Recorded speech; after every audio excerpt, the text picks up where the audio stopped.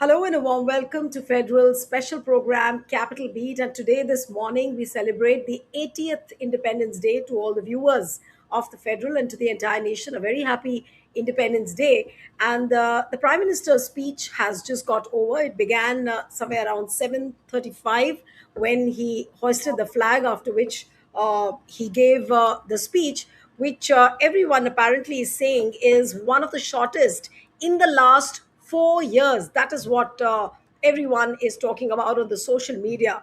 That he delivered a 103-minute speech that was on the 78th Independence Day, and this time it was a 75-minute Independence Day speech, which is the shortest in 4 years and his fourth, the shortest ever. That's how the analysts are taking it forward from here on. But coming to the major points, what he said. First, if you look at the big takeaways, he spoke about and he began with unveiling a roadmap for the Viksit Bharat 2047 goal.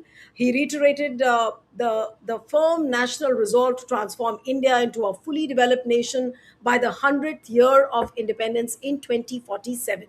Then, from fragile five to growth powerhouse, he highlighted India's economic turnaround over the past 12 years, from global economic vulnerability to the world's fastest growing major economy. Then he spoke about the Saptadhara framework. Now he unveiled a seven stream developmental model covering manufacturing, farming, technology, Gati Shakti, infrastructure, defense, the green blue economy, and the soft power. Then he also spoke about the historic Vande Mataram rendition, that it was a historic first moment where the national song echoed explicitly at the Red Fort as part of the celebrations marking 150 years of Vande Mataram. Then he also spoke about the manufacturing push, laying a special emphasis on the cost, quality, and the scale. He urged the domestic sector to rather shift focus from assembling single components to complete production with global precision and attractive packaging. Then the next gen technology and the AI. He announced major technology initiatives, including AI training blueprints aimed at 1 crore youth and expanding indigenous 6G communications. That's also what he spoke about. Then nuclear and energy security, he spoke about. He set a strategic target to achieve 100 gigawatts of nuclear power capacity by 2047, alongside the new reactor deployments. Then from agriculture to export markets, emphasizing opening up international markets for India's farmers via free trade agreements to turn traditional goods, millets, spices, and global brands. And of course, he spoke about self-reliance. Then Atmanirbhar defense, he spoke about stressed self-reliance in the military sector, moving India from a passive global market importer to an advanced next-gen equipment supplier. Then he also addressed the youth, that is the Gen Z, at the center, positioned the young population as the driving force and primary beneficiaries behind India's long term economic acceleration. So these were the major pointers. But was this that the nation was looking for amidst this huge students' movement? People were expecting that he would speak something on the NEET paper leaks, which he did not. The nation expected that since the parliament session was almost a washout and there was no word on the police barbarity, people expected that he would speak on that. There was no word on that as well. But rather, he came with a hard hitting attack on the Dimagi Naxals, that is, the urban intellectuals.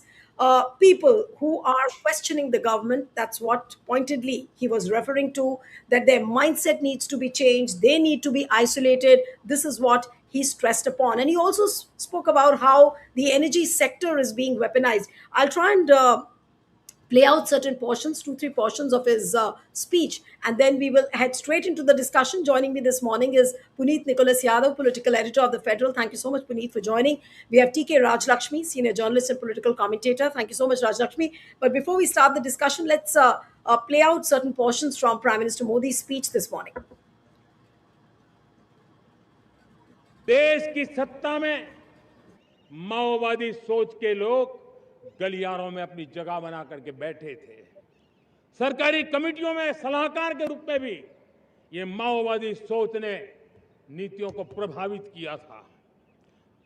मेरे प्यारे देशवासियों, जंगलों में जंगलों में हमें हथियारी नक्सलों का खात्मा बुलाने में, उस संकट से देश को मुक्त कराने में सफलता मिली है। लेकिन हथियारी नक्सल तो गए, लेकिन दिमागी नक्सल, ये दिमागी नक्सल मौके की तलाश में है। हिंसा, अराजकता के वो रास्ते खोज रहे हैं। समाज को गलत राह पर घसीटने के लिए भांति भांति के दांव कर रहे हैं। इन दिमागी नक्सलियों को पहचानना होगा, इन दिमागी नक्सलियों को आइसोलेट करना होगा और राष्ट्र को विकसित राष्ट्र बनाने की मुख्य धारा की ओर देश की युवा पीढ़ी को जोड़ना होगा।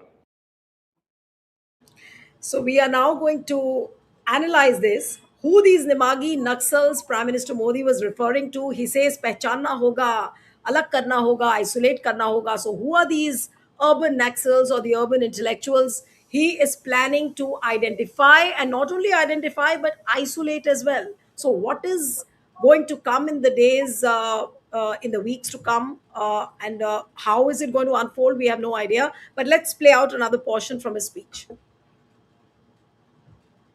मैं था जब मैं आत्मनिर्भरता की बात कर रहा था तो कुछ लोग एयर कंडीशन चैम्बर में बैठ करके सोचने वाले लोग हमें बता रहे थे ग्लोबलाइजेशन का क्या होगा। लेकिन दुनिया देख रही है कि पिछले एक दशक में ऐसा लग रहा है कि दुनिया ने ग्लोबलाइजेशन बोलना ही बंद कर दिया है। जहां से ग्लोबलाइजेशन की आवाज आती थी वो बंद सुनाई नहीं देती है। दुनिया का हर देश अपनी अपनी संभालों के मिजाज की तरफ गया है।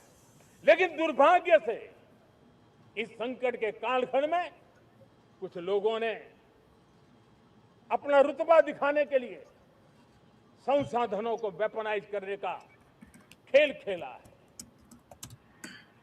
दुनिया अपने पास जो कुछ भी है उसको वेपनाइज करने में लगी है। संसाधनों का वेपनाइज, रिसोर्स का वेपनाइज, पेट्रोल, डीजल, फर्टिलाइजर, दवाइयां, टेक्नोलॉजी की चिप, इतना ही नहीं भूभाग को भी वेपनाइज किया जा रहा है। Okay, so Prime Minister Modi is saying that the resources are being weaponized. We will now discuss, and what I'm told is that apparently this morning the CJP Twitter handle again has been blocked. And remember, this is what I mean. The CJP Twitter was blocked again today. And if you remember, Cockroach Janta Party had said that they will start the School Theek Karo campaign this from 15th of August. This is what Abhijit Dipke has tweeted just a short while back. They took down the official Instagram handle of Cockroach Janta Party, bloody cowards. That's what Abhijit Dipke is saying. And if you remember, the Gen Alpha has also begun its school level campaigns now.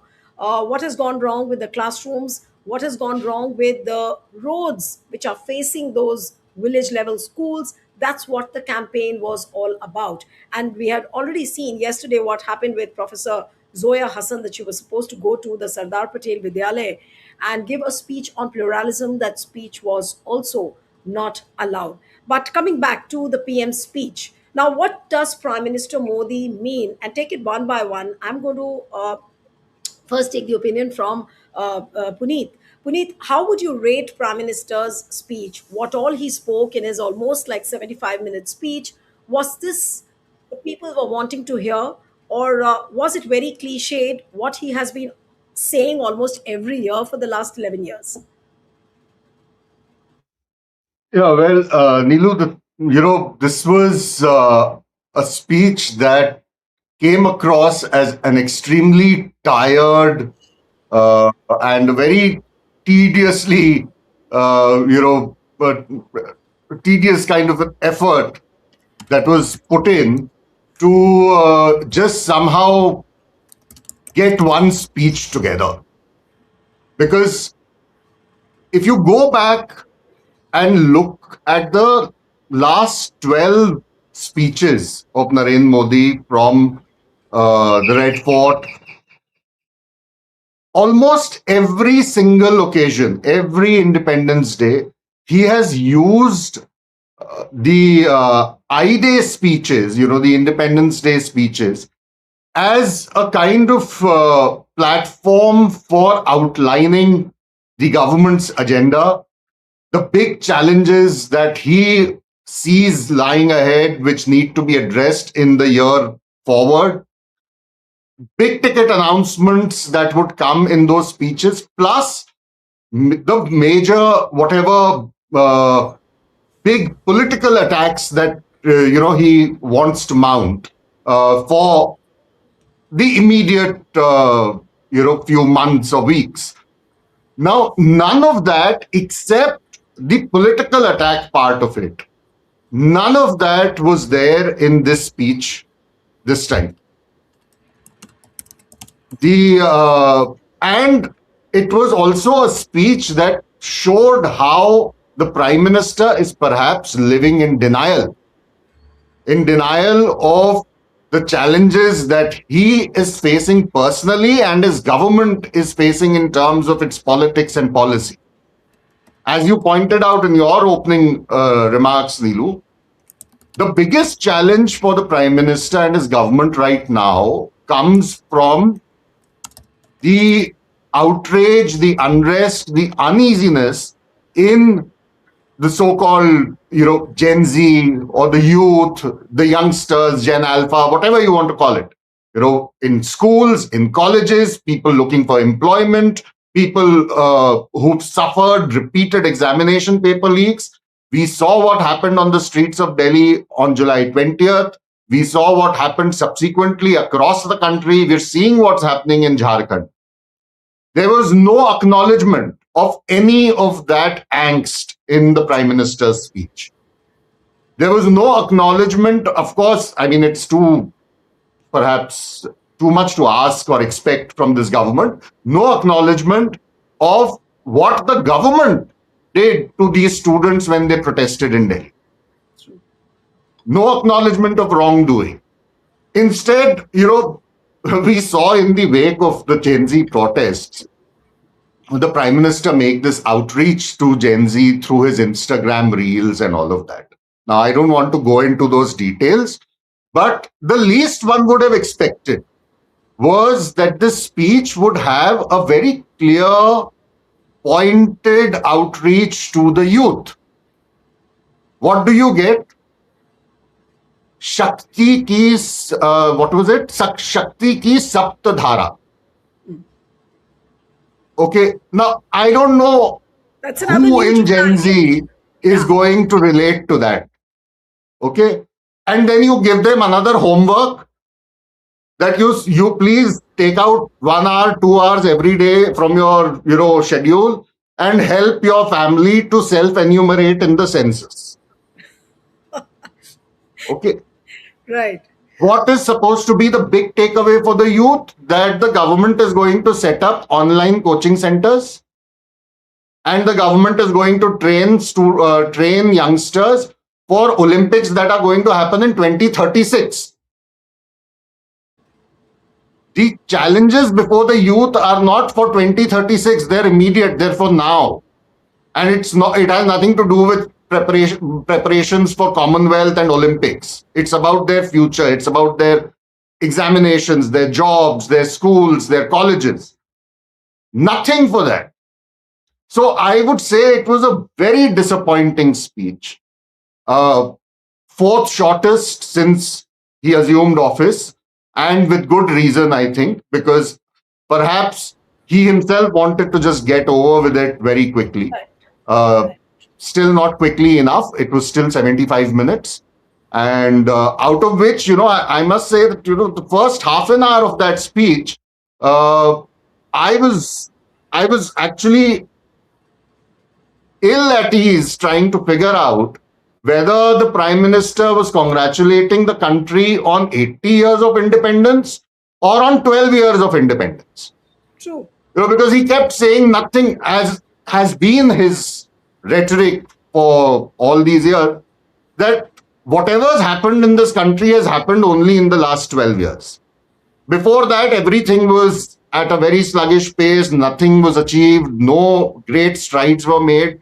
Everything happened in the last 12 years. Now, even if one were to go by that, uh, plan, then at least tell us that what is it that your government is doing now uh, to kind of give that pace, renewed vigor, renewed speed. Even that was just a rehash of what we've heard over and over and over again over the last 12 years. I mean, that Saptadhara, seven streams or whatever he read out, there was not a single new point in that. It was all a rehash of the last 12 speeches. Everyone's talking about how he spoke of this push for defense. His speech last year, just last year, was about defense self-reliance and the Sudarshan Chakra mission. How is it any different this time?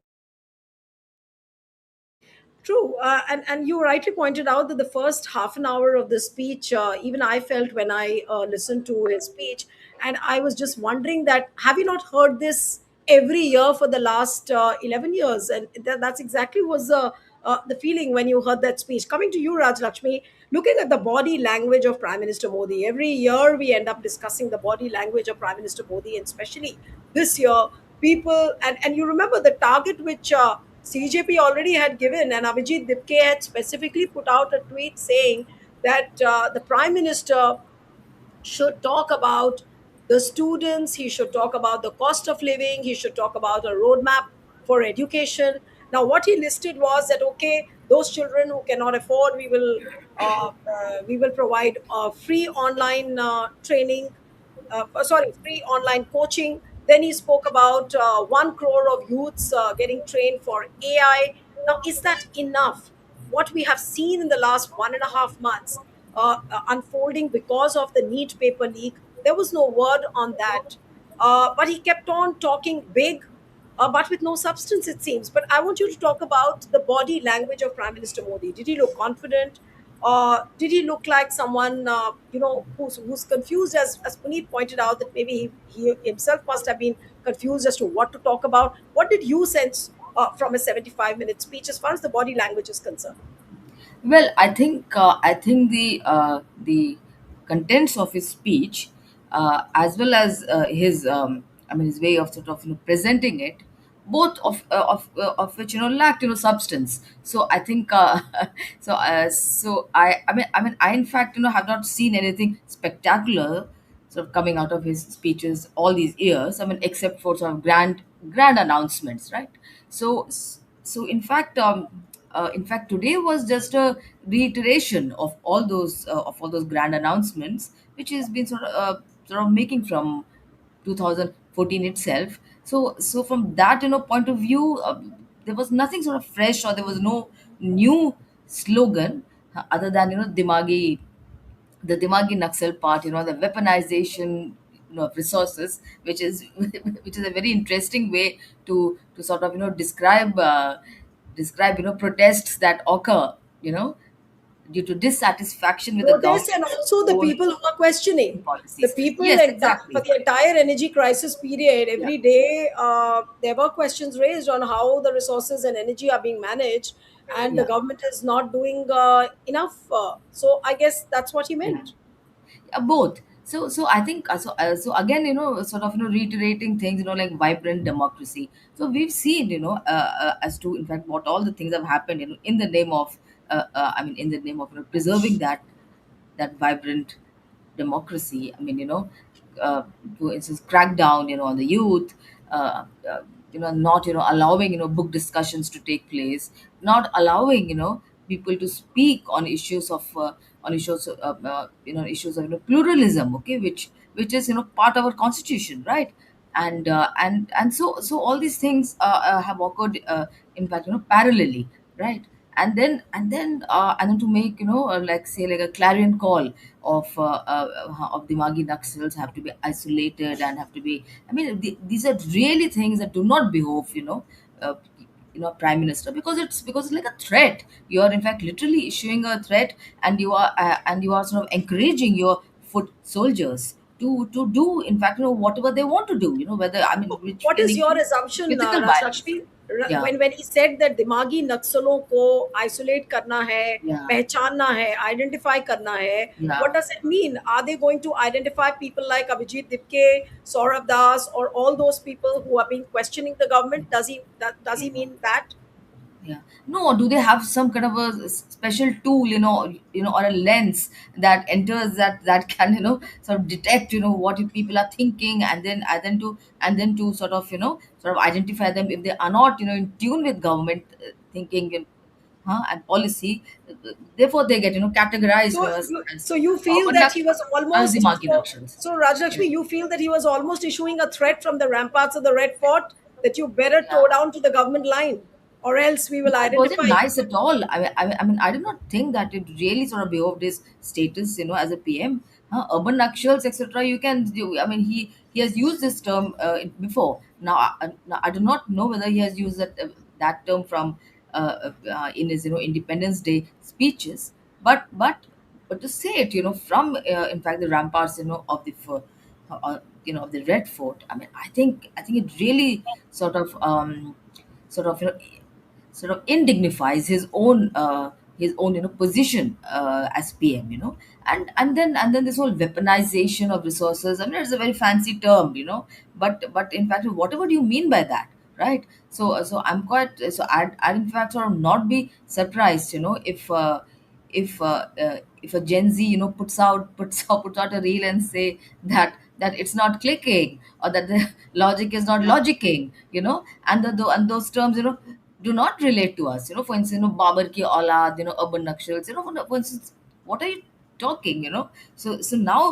I think he just sort of repeated, those very terms that have established a strong, disconnect, between, what the government intends to do, or in fact the government's own thinking. Okay, their dimagi policies, and and between what the youth of this country wants. They still haven't even, got to the point of even, recognizing as to what the government, ought to do. Okay, now that, that some of our athletes have really performed well, in the Commonwealth, and other games. So the sudden, epiphany, seems to have dawned that yes, we have to sort of train a youth for a goal that is almost what, say 10 years from hence. Okay, in fact, there was no talk about investing in No, he sports, spoke about right? a talent But hunt. He spoke train about a a few talent people. hunt. No, he Yeah, spoke about a talent hunt from 5 years to 15-year-old kids, where the talent will be identified. They will be yeah. horned for sporting talent. Basically, he was talking Yeah, about. yeah. No, that's also because there has been, in fact, substantial, criticism about India with its vast pool, of people not being able to produce a football team, that qualifies, for the World Cup, right? When in fact, populations the size, of Ghaziabad, okay, have in fact, have qualified, for the World Cup. So there has been, sustained, in fact, criticism as to why India does not produce such, in fact, world class teams, or sort of, world class athletes. So it may be sort of, responding, say, in part to those, to those kind of, criticisms. But overall, the make in India, and India's, global status has improved. In fact, what are they saying? In fact, India's global status has, in fact, declined. I mean, by not taking, say a position, on the Iran conflict. Okay, by not taking, a So, position on Palestine, in fact, what's happening, in Gaza, etc. Okay, by sort of dilly dallying, wishy washy. Okay, again on the issue of, tariffs. Okay, we in fact lowered our, I mean, had to lower our tariffs, but the reciprocity was not right. seen, in terms, of what the US did. So then, where is this global standing? We've had to sort of kowtow. We've had to make so many concessions, right? And completely, unprincipled stands, as well as the issue of things that are happening, in Gaza right now. We have not been able to take, a clear cut stand, the massacre that's happening, right? Right. And also when the US Iran conflict started, we took days and days, to sort of, condemn the war in Iran, right?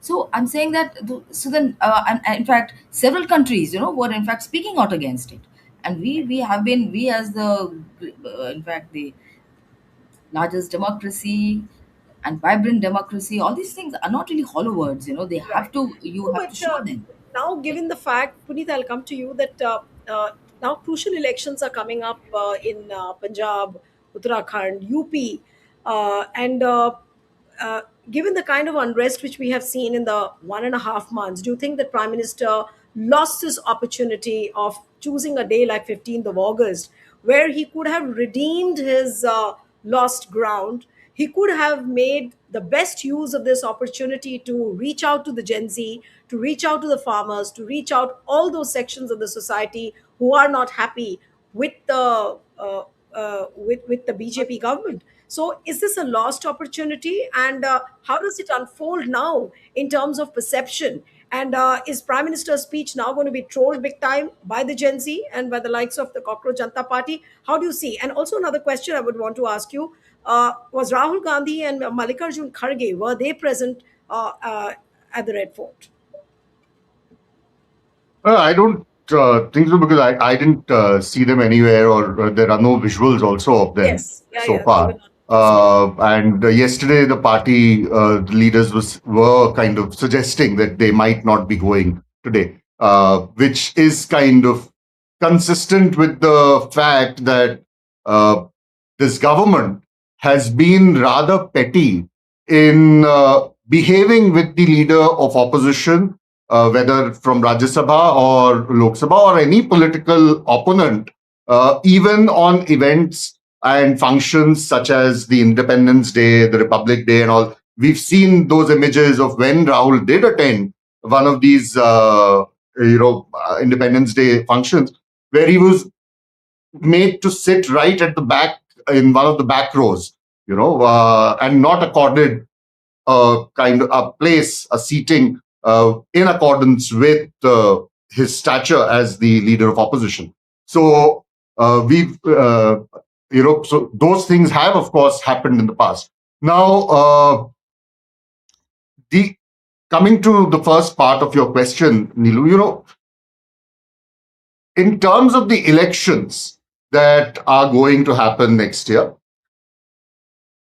there was frankly nothing there uh, either to kind of tide over the difficulties that the BJP is facing, or even, I would say, to mount an attack on the rivals.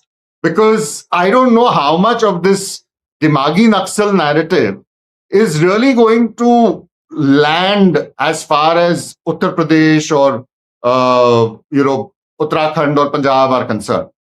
I mean, Punjab, it might just end up backfiring if they go and use this there, because this is a party that has a history of dubbing people from that state as Khalistanis and anti-nationals and whatnot. So to now also add the Magi Naxal to that lexicon, I don't really see them winning any extra ground, in Punjab. If you look at last year's speech, the 2025 Independence Day speech, Modi spoke at great length about Ghuspetia, about infiltrators. Yes, true. Okay.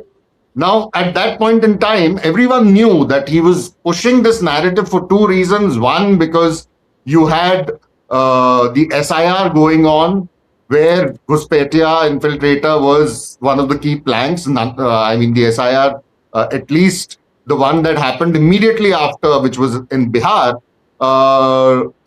didn't really throw up any Ghuspetias. And the one that happened in Bengal subsequently, nothing is still proven in terms of infiltrators. They've had mass deletions, huge number of deletions, but whether these deletions were because people were infiltrators, there's been no word on it. No court, no tribunal, no election commission data explaining that aspect of the deletions. So one could still say from his last Independence Day speech that yes, there was a very clear political messaging that for poll-bound states that Right. that speech had. But this speech, whether it is in terms of political messaging, in terms of policy messaging, governance messaging, administration, in terms of facing the challenges that lie ahead politically, electorally, administratively for the government, it's just a blur. Right. No, I so mean, if we were to analyze it in black and white terms, Puneet, would you say that this was by far one of the weakest speeches which Prime Minister gave on the Independence Day so far in the last 11 years? well, to be honest, Neelu, I have never found his Independence Day speeches to be particularly strong. They've been very high on rhetoric, they've been very high on gaslighting. In that aspect, uh, I would say that even the gaslighting part in this speech was That's rather weak because it was right. limited to the Dimagi Naxal point. Right. But uh, I wouldn't want to, rank a prime minister's speech, and that too from the ramparts of the Red Fort on Independence Day, on how weak or how strong it was. I would want to see the substance in it. And frankly speaking, this was a speech that had no substance. And it's rather unfortunate, and that after 12 years of being prime minister, his 13th speech had nothing to offer. And I do at some level perhaps even feel sad for the prime minister that, his 13th speech was such a damp squib. Yes. True. Okay, so one quick point, and then we wind up the show, Rajlakshmi, and that point we missed out. He also spoke on the women's reservation bill, appealing to all the political parties, saying that, come on, now this is the time where we can help our sisters and, the mothers in the family. He tried to reach out, but he also put the onus on the political parties that we can't do it. There's a lot of politicking in it. And politics ka, rajniti ka shikar ho gayi Mahila Arakshan bill. This is what he said. So, what would you say to that? And no word on delimitation, how the government has linked it with delimitation. He said nothing on that. So, again, a hollow promise of a women's reservation bill. Yeah, and obviously, selectively sort of picking it out, and not in fact linking it with the with the limitation which has been the government's agenda. It is not Yeah. in the opposition's agenda to link it, right? And because opposition has been saying from day one that pass the bill the way it is, and that's also been the demand for women's organizations or the sisters that he sort of referred to. And who was stopping the government from doing anything for the sisters for the last 12 years? You had a very comfortable majority to pass the women's reservation bill, which was not. And even when it was passed, it was again sort of linked with this sort of a Damocles sword. I mean, one can use that term, which was delimitation. Okay, so you make it conditional, make it difficult for the bill to be passed, and everybody is seeing it. It's not that people are naive anymore. And so I think this was just a hollow promise, or a hollow assurance, or a hollow let's say charge, that is the opposition. And again, it's making a request to you, right? I mean, you had the chance for the last 12 years to in fact pass the bill the way it was, but it was a government that kept on dilly dallying. And I think everybody sees this. It's not just those people who are sort of demanding it, but now I think everybody has seen through the let's say the smoke screen, as it were, that the government really does not intend to, because obviously it upsets their own in fact Right. constituency, their own people. I mean, if it does not increase the number of seats, you make it a contingent, on you make it in fact difficult for the bill to be passed, as it were, because it would upset a lot of many things. Yeah. So, well, it's quite early still for the reactions to unfold because I'm sure the Congress must be busy with the hoisting of the flag at their own headquarters at Indira Bhavan and 24 Akbar Road. So, I guess reactions will come a little late. But we have to keep a close eye on what CJP, Abhijit Dipke, Saurabh Das, they have to say. Remember, their Insta handle has been blocked right early in the morning. So we'll have to wait and watch how things unfold. This is again, I'm putting out that tweet for you. What Abhijit Dipke said. They took down the official Instagram handle of Cockroach Janta Party and bloody cowards. That's what he's calling. But we'll have to see how it unfolds, what are the reactions coming in, and how Prime Minister Modi will he be trolled by the Gen Z, how the Gen Z reacts to it, what are the memes which will now be made after his Independence Day speech. We'll have to keep a close tab. And of course, what will the BJP IT system, how will they respond? Let's wait and watch now. Thank you so much, Raj Lakshmi and Puneet. Thank you very much for joining. Thank you.